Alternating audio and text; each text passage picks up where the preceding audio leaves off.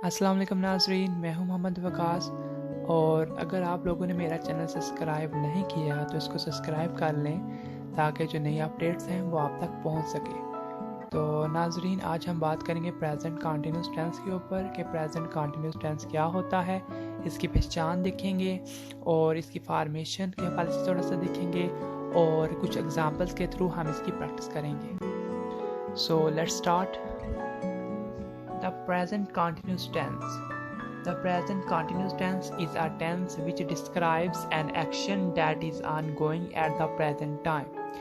नाजरीन, मौजूदा वक़्त में अगर हमारे पास कोई काम जारी हो तो present tense, present continuous tense उसको इंडिकेट करता है या एक्सप्रेस करता है।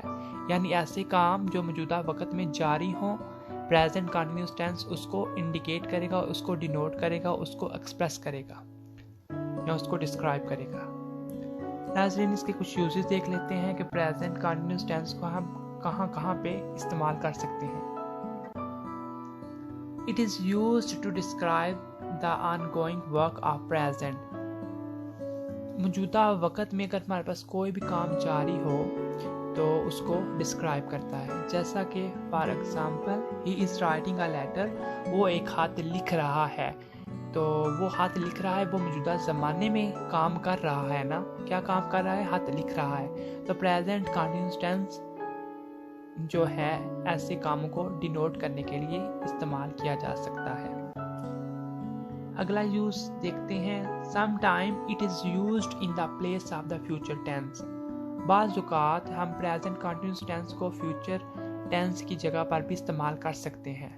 For example, Ali is going to Lahore tomorrow. अब टुमारो का जो कीवर्ड है वो फ्यूचर में हमारे पास जो फ्यूचर टेंस में यूजुअली हम उसको यूज़ करते हैं, लेकिन बाज़ औक़ात कुछ ऐसे सिचुएशन में हम फ्यूचर टेंस की जगह पर हम प्रेजेंट कंटिन्यूस टेंस को भी इस्तेमाल कर सकते हैं। जैसा कि Ali is going to Lahore tomorrow.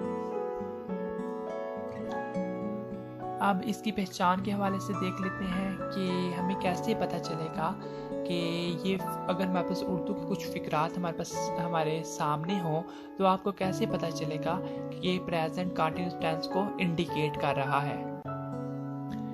तो नाज़रीन, अगर आप के पास उर्दू के कुछ फ़िक्रात आ जाएं और उनके आखिर पर रहा है, रही है, रहे हूँ वगैरह के अल्फाज आते हैं तो ये प्रेजेंट कंटिन्यूस टेंस को इंडिकेट करेंगे। इस टेंस के उर्दू फिक्रात के आखिर पर रहा है, रही है, रहे हूँ वगैरह के अल्फाज आते हैं। उर्दू फिक्रात जहाँ कहीं भी आप देखें और इनके आखिर पर रहा है, रही है, रहे हूँ वगैरह के अल्फाज आ रहे हैं तो ये सब प्रेजेंट कंटिन्यूस टेंस को इंडिकेट करेंगे। अब हम सिंपल सेंटेंसेस की बात करते हैं। जो प्रेजेंट टेंस में सिंपल सेंटेंसेस होते हैं उनकी फार्मेशन कैसे होती है। सिंपल सेंटेंसेस यानी सादा फिक्रात, यानी ऐसे फिक्रात जिनमें ना तो इनकार पाया जाता हो और ना ही कोई सवाल किया गया हो। सिंपल सेंटेंसेस की फार्मेशन देखते हैं तो सिंपल सेंटेंसेस की फार्मेशन में हमारे पास सबसे पहले सब्जेक्ट होगा, उसके बाद इज, आर, एम, इसमें से कोई एक कीवर्ड हम लगाएंगे, plus first form of verb की पहली फॉर्म, प्लस आईएनजी लगाएंगे वर्ब की पहली फॉर्म के साथ, प्लस ऑब्जेक्ट और प्लस फुल स्टॉप। तो ये इसकी फार्मेशन थी। और आपने सिंपल सेंटेंसेस को सॉल्व करते हुए या ट्रांसलेट करते हुए मंदरजा बातों का ख्याल रखना है। Use is with he, she, it and singular noun. जो हमारे पास ही, शी, इट या कोई अगर हमारे पास सिंगुलर नाउन हो तो उसके साथ हम इज यूज़ करेंगे। और यूज़ एम विद आई, और आई के साथ हम एम यूज़ करेंगे। और use are with we, they, you and plural noun. Are जो है वो हमने वी के साथ, दे के साथ, यू के साथ और प्लूरल नाउन के साथ हमने इस्तेमाल करना है। अब हम एग्जाम्पल के थ्रू उर्दू फिक्रात को ट्रांसलेट करेंगे इंग्लिश में। जैसा कि आसमान पर सितारे चमक रहे हैं। सबसे पहले आपने पहचान करनी है कि ये किस पर्टिकुलर टेंस को इंडिकेट कर रहा है। इसके आखिर पर आप देखें तो आ रहा है रहे हैं। रहे हैं प्रेजेंट कंटिन्यूअस टेंस को इंडिकेट कर रहा है। इसके बाद आपने इसमें इस फिक्रे में सब्जेक्ट, वर्ब और ऑब्जेक्ट जो है वो आइडेंटिफाई करने हैं। अब इधर देखें, आसमान पर सितारे चमक रहे हैं। इस फिक्रे में जो हमारे पास सब्जेक्ट है वो सितारे हैं और चमक जो है वो वर्ब है हमारे पास, और आसमान जो है वो हमारे पास ऑब्जेक्ट है। और हम जो है इस फिक्रे को ट्रांसलेट करेंगे अकॉर्डिंग टू फॉर्मेशन। सबसे पहले हमने कहा था कि सब्जेक्ट लिखाना है। सब्जेक्ट मेरे पास क्या है? सितारे, द स्टार। उसके बाद हम इज, आर और एम में से हमने कोई कीवर्ड लिखाना था अकॉर्डिंग टू फॉर्मेशन। अब स्टार जो है वो प्लूरल नाउन है तो इसके साथ आर लगेगा।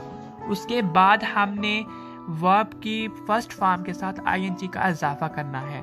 वर्ब हमारे पास क्या है? चमक। चमक को इंग्लिश में कहते हैं शाइन, तो उसके साथ आईएनजी लगाएंगे तो वो बन जाएगा शाइनिंग। आगे हमारे पास ऑब्जेक्ट क्या है? आसमान पर, हम लगाएंगे इन द स्काई। अगली मिसाल देखते हैं, मैं अपना सबक याद कर रहा हूँ। इसमें भी हम पहले सब्जेक्ट आइडेंटिफाई करेंगे, फिर ऑब्जेक्ट और वर्ब को भी हम आइडेंटिफाई करके हम इसको इंग्लिश में ट्रांसलेट करेंगे according to formation, according to structure of present continuous tense. तो सबसे पहले हमारे सब्जेक्ट जो है इधर क्या है? मैं। तो मैं सब्जेक्ट हमने सबसे पहले यूज करना होता है ट्रांसलेट करते हुए, तो हमने लगाया आई। उसके बाद हमने लगाना था कोई हेल्पिंग वर्ब, जैसे कि इज, आर, एम में से कोई एक वर्ब लगेगा, हेल्पिंग वर्ब लगेगा। तो इधर आई आ रहा है तो हम इधर एम लगाएंगे। उसके बाद हमारे पास वर्ब क्या है? वर्ब हमारे पास है याद। याद क्या है हमारे पास? वर्ब। तो उसको हम इंग्लिश में कहते हैं learn. First form of verb लगानी है तो वो होगी हमारे पास लर्न। उसके साथ आईएनजी का इजाफा करना है तो वो हमारे पास बन जाएगा लर्निंग। उसके बाद ऑब्जेक्ट। ऑब्जेक्ट क्या है हमारे पास? सबक। तो हम इधर लगाएंगे माई लेसन, अपना सबक, माई लेसन। तो ऐसे हम इसको ट्रांसलेट कर सकते हैं। अब नेगेटिव सेंटेंसेस की तरफ चलते हैं। नेगेटिव सेंटेंसेस ऐसे सेंटेंसेस होते हैं जिसमें हम नॉट का यूज़ करते हैं, जिसमें इनकार पाया जाता हो। मनफी फिक्रात, उर्दू में हम नेगेटिव सेंटेंसेस को बोलेंगे मनफी फिक्रात। इसकी फार्मेशन देखते हैं। तो इसकी फार्मेशन में सिंपली आपने हेल्पिंग वर्ब जो है उसके बाद नॉट का इजाफा कर देना है। तो चलें, पहले हमारे पास आएगा subject plus is, are, am में से कोई एक keyword plus not plus first form of verb plus ING plus object plus full stop. Negative sentences में हमारे पास जो नॉट है ना, नॉट का कीवर्ड, वो हम नेगेटिव सेंटेंसेस में इस्तेमाल करेंगे। Not keyword is used in negative sentences. To make negative, we have to just add not with am, is, are. Negative फिक्रात बनाने के लिए हमने सिर्फ ये करना है कि am, is, are के साथ हमने not का इस्तेमाल कर देना है। अब कुछ एग्जाम्पल देख लेते हैं, जैसे कि हम स्कूल नहीं जा रहे हैं। इसमें हमारे पास सब्जेक्ट क्या है? हम। ऑब्जेक्ट क्या है? स्कूल। और वर्ब क्या है? जा रहे। अब हम इसको ट्रांसलेट करते हैं according to formation of negative sentences in present continuous tense. तो सबसे पहले हमने क्या लगाना है? सब्जेक्ट। सब्जेक्ट क्या है? हम। तो हम की इंग्लिश होती है वी। उसके बाद हेल्पिंग वर्ब, मैंने आपको बताया था कि दे, यू, वी के साथ और प्लूरल नाउन के साथ हम आर इस्तेमाल करेंगे। इधर वी है तो हम इसके साथ आर लगाएंगे। इसके बाद हम नॉट लगाएंगे क्योंकि ये नेगेटिव सेंटेंसेस हैं। और वर्ब हमारे पास क्या है? जा रहे। तो इसमें वर्ब की फर्स्ट फॉर्म हमें इस्तेमाल करनी है। वर्ब की फर्स्ट फॉर्म जो है वो फर्स्ट फॉर्म क्या होगी वर्ब की? वो गो। और उसके साथ हमने आईएनजी का इस्तेमाल करना है तो गोइंग बन जाएगा। और ऑब्जेक्ट क्या है? School, to school. और हम अगले एग्जाम्पल की तरफ चलते हैं। तुम एक हाथ नहीं लिख रहे हो।